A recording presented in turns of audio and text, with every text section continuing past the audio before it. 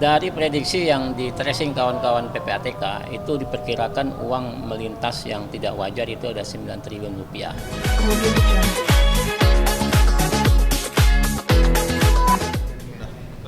Cek cek. Ya, yang abang ada kerjaan kan? Aku minta tolong foto-foto. Asisten kita lagi buat video dulu bentar. Oke Bang Jeno, boleh dijelaskan agenda hari ini di LPSK seperti apa Bang? Oh ya, tadi kita ke LPSK ya, ketemu dengan tim LPSK terkait dengan robot trading ATG, yang mana memang fungsi dan kewenangan LPSK adalah bagian dari untuk mengembalikan kerugian para korban, dalam hal ini permohonan hak restitusi bagi para korban robot trading ATG. Nah, ini hal yang sekian kalinya kita kesini itu terkait dengan koordinasi, karena memang penting di samping kita memperjuangkan hak-hak pengembalian para korban, dan tentu juga terkait dengan sanksi pidana para terlapor tersebut. Nah, alhamdulillahnya kawan-kawan tim sebagai tim LPSK yang mewenang terkait dengan memeriksa robot trading ATG sangat welcome dan mereka membantu kita untuk terus mengumpul para korban, kemudian membantu mengaudit terkait dengan kerugian-kerugian para korban. Nah, setelah ini tab ini kita akan melakukan kegiatan dalam hal perhitungan restitusi, tentu nanti berkas-berkas para korban akan segera kita penuhi terkait dengan withdraw, kemudian deposit dan lain sebagainya macam, maka itu akan dihitung sehingga nanti pada saat sudah ditentukan maka akan dilimpahkan ke penyidik untuk dilakukan pemeriksaan berita acara dan nantinya akan dilimpahkan ke jaksa. Setelah itu baru akan dilimpahkan pengadilan sebagai barang bukti yang nantinya akan dikembalikan kepada korban kalau seandainya semua sudah dikatakan cukup gitu. Sampai saat ini sudah terhitung berapa pengembalian dana yang akan dikembalikan kepada para korban? Kalau terkait dengan pengembalian berapa kerugian para korban, memang belum dihitung secara rinci. Namun dari perhitungan kami dari kuasa hukum 850 orang para korban ini, setelah kita hitung depositnya berapa, dikurangi sama withdrawnya, dikurangi sama bonus dan robotnya, terhitung ada 150 miliar rupiah. Nah, itu barang tentu bukan nilai yang positif ya, artinya ada yang tentatif ya, maka ada perhitungan dari Bareskrim, juga ada perhitungan dari LPSK terkait dengan berapa jumlah real dari perhitungan itu.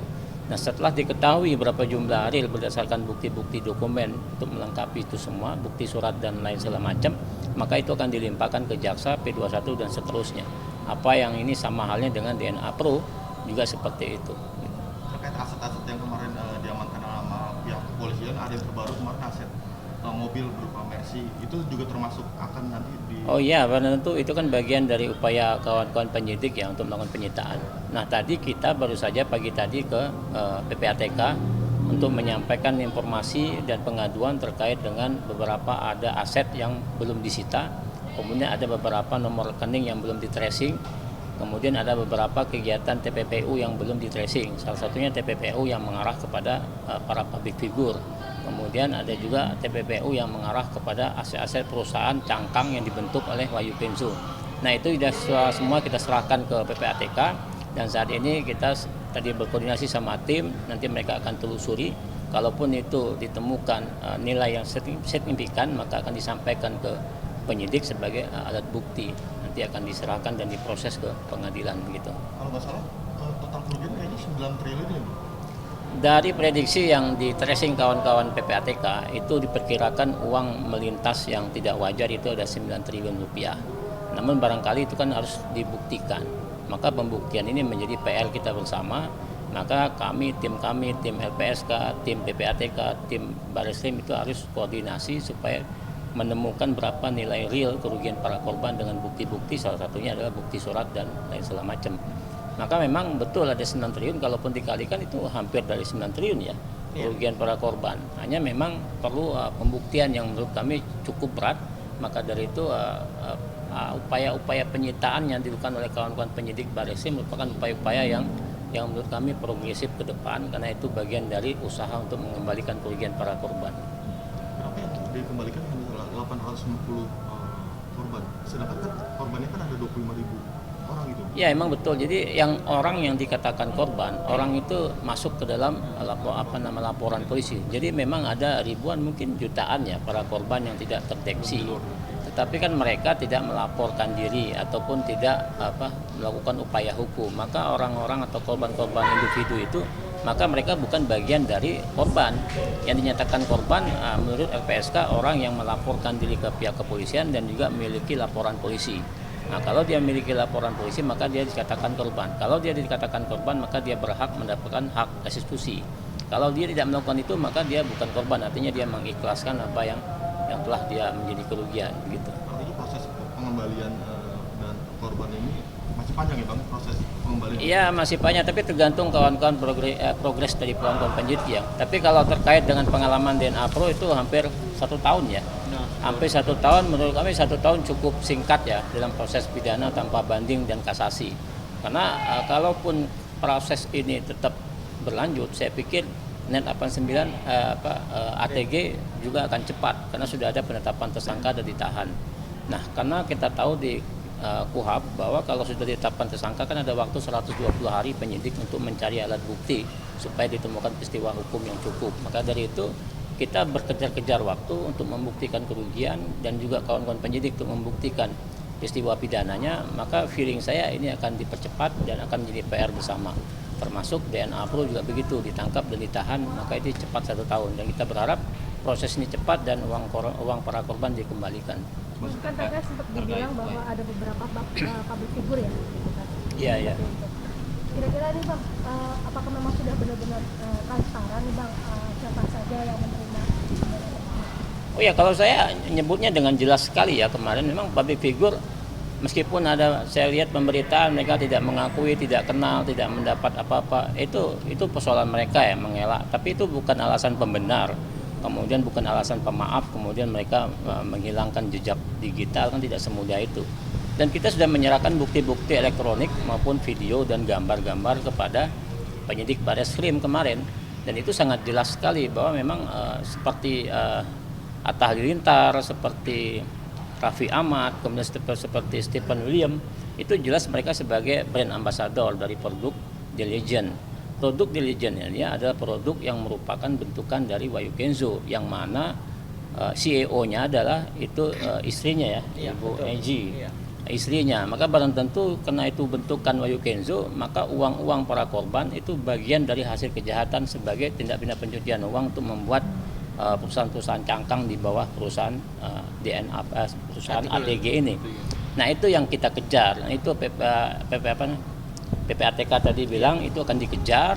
Maka di mana perusahaan-perusahaan itu ada 20 perusahaan yang kita sampaikan ke PPATK, itu akan di tracing di mana asetnya, di mana perusahaannya. Kayak The Legend itu kan ada di Malang, itu bisa di tracing, kan bisa diukur berapa tanahnya segala macam, itu bisa disita.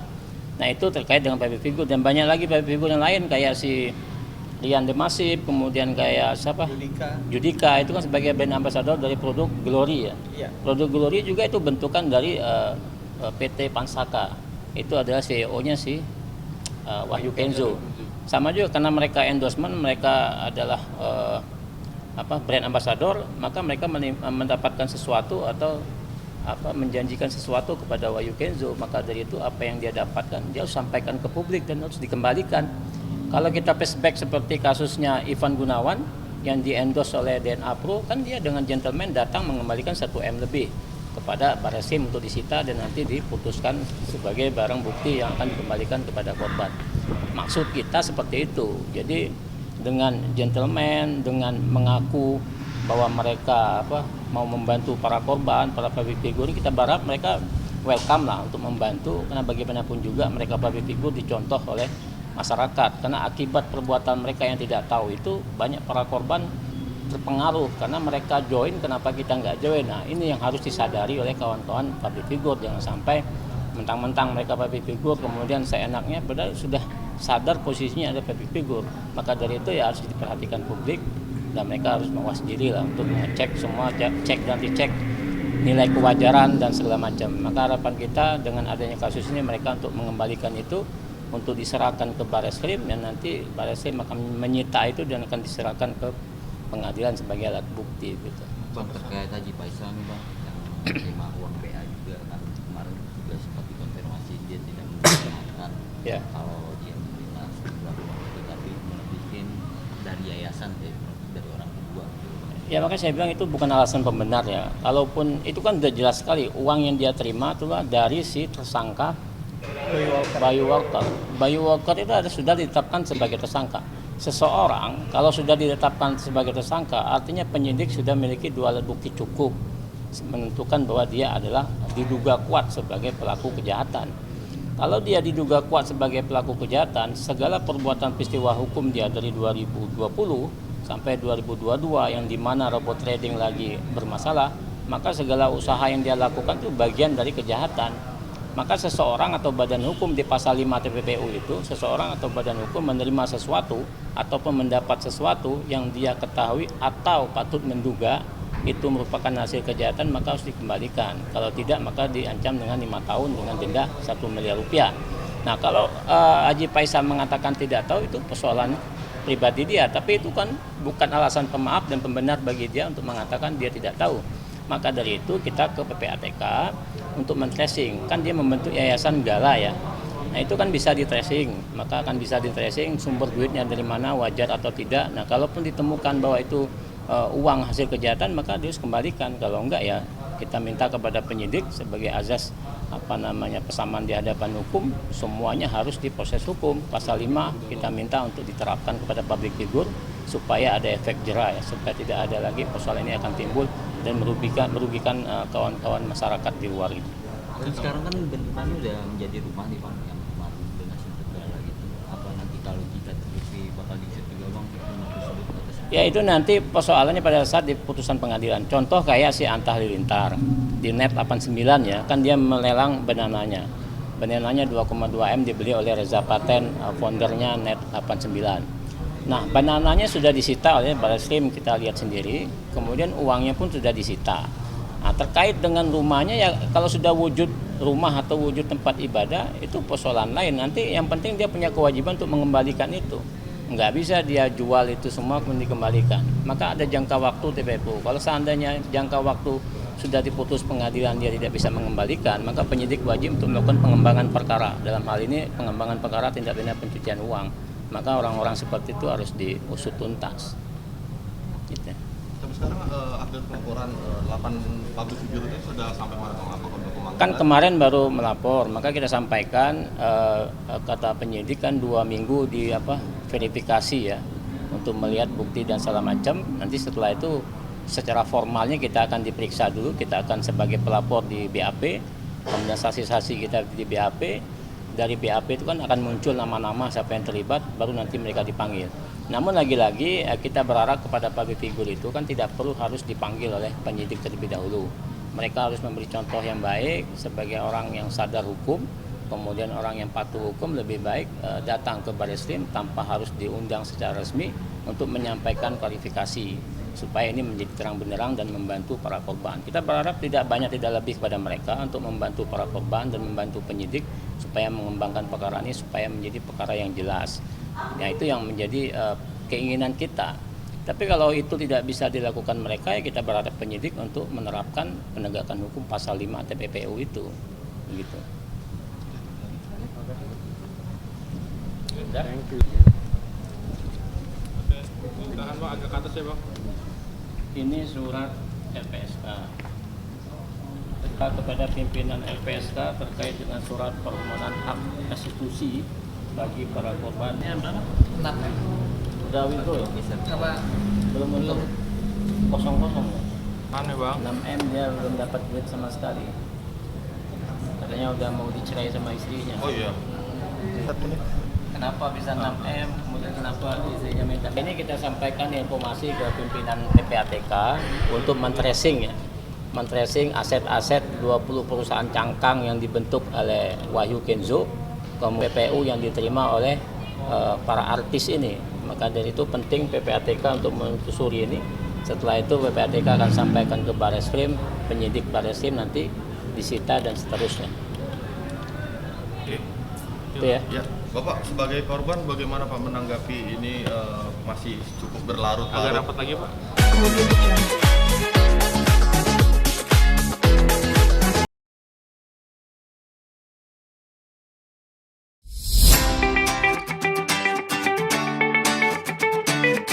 Karena banyak dari korban kami itu yang tadi dibilang ada yang meninggal, ada yang bercerai, dan ada yang kemarin itu yang di DNA Pro itu, 89, ada yang sampai berutang sama masjid, itu ada.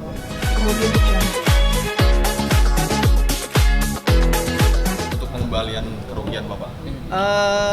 Ya kita sih, aku terus terang mewakili korban. Sebenarnya tadi satu, kami kecewa sekali dengan robot trading ATG ya. Karena kenyataannya kami tadi yang kami rasakan adalah tadi harapan kami tentang sebuah deposit di dalam sebuah trading ini adalah menghasilkan keuntungan, tetapi yang didapat hanya kerugian dan satu bentuk penipuan yang dimana tidak ada trading di dalamnya. Ya kalau ditanya berlarut-larut, kita juga masih belum tahu kapan kerugian kami bisa kembali. Cuma kami harapkan sih dari pemerintah sendiri, terutama dari penegak hukum, bisa bersikap membela kepada kami para member yang betul-betul merasa dirugikan posisinya di sini. Berapa total kerugian yang Bapak rasakan? Kalau saya sendiri terus terang mengenal ATG ini dari bulan Mei. Awalnya saya masuk itu 1,5 miliar. Kemudian tadi di dalam perjalanannya karena saya melihat kelihatannya perkembangan cukup bagus dan saya rasa awalnya tradingnya normal-normal saja. Jadi di Desember 2021 saya menambahkan kurang lebih sekitar 4,5 M. Apa yang memutuskan Bapak untuk menambahkan? Kalau dilihat sebenarnya dari trading MT4-nya kan terus bertambah ya saldonya. Yang menjadikan masalah adalah ternyata ketika saya bertemu sendiri dengan Pak Wahyu Kenzo di 11 Februari 2022. Jadi saya adalah orang yang terakhir mungkin ketemu Pak Wahyu Kenzo sebelum ditangkap. Beliau menceritakan sendiri ke saya bahwa di saldo MT4 itu hanya sebuah pencatatan keuangan yang dimana tidak ada uangnya sama sekali, dan Lego Market itu sendiri sebenarnya adalah bentukan beliau dimana tadi uang itu betul-betul tidak ada. Jadi saldo MT4 itu memang betul-betul nggak ada uangnya. Artinya Bapak belum pernah sama sekali merasakan keuntungan dari investasi? Belum. Gimana kondisi keluarga?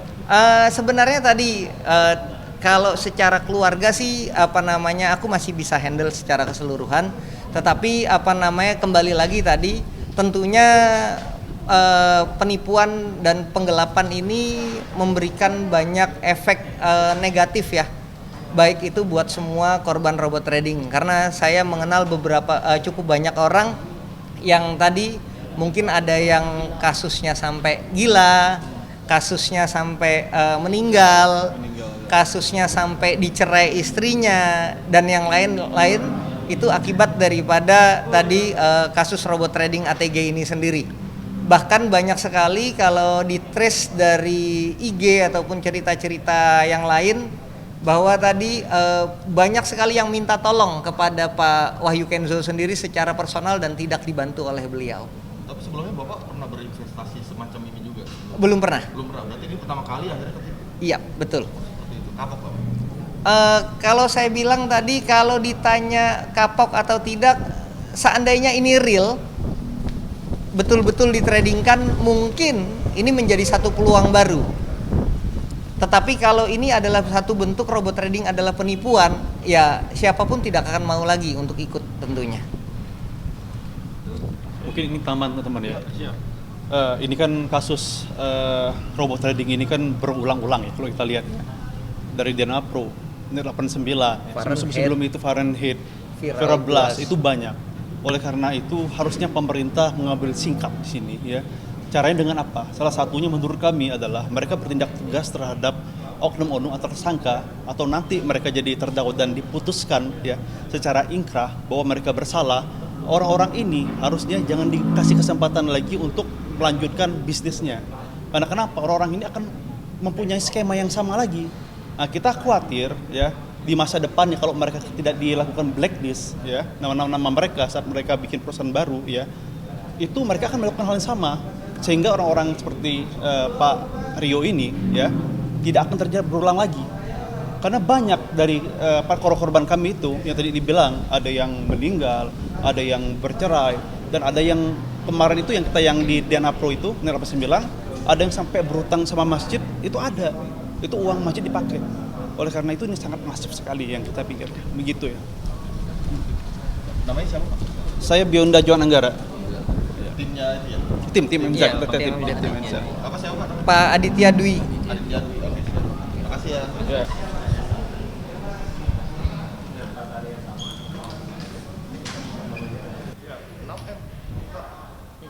Ini supaya tahu aku bilang tradingnya.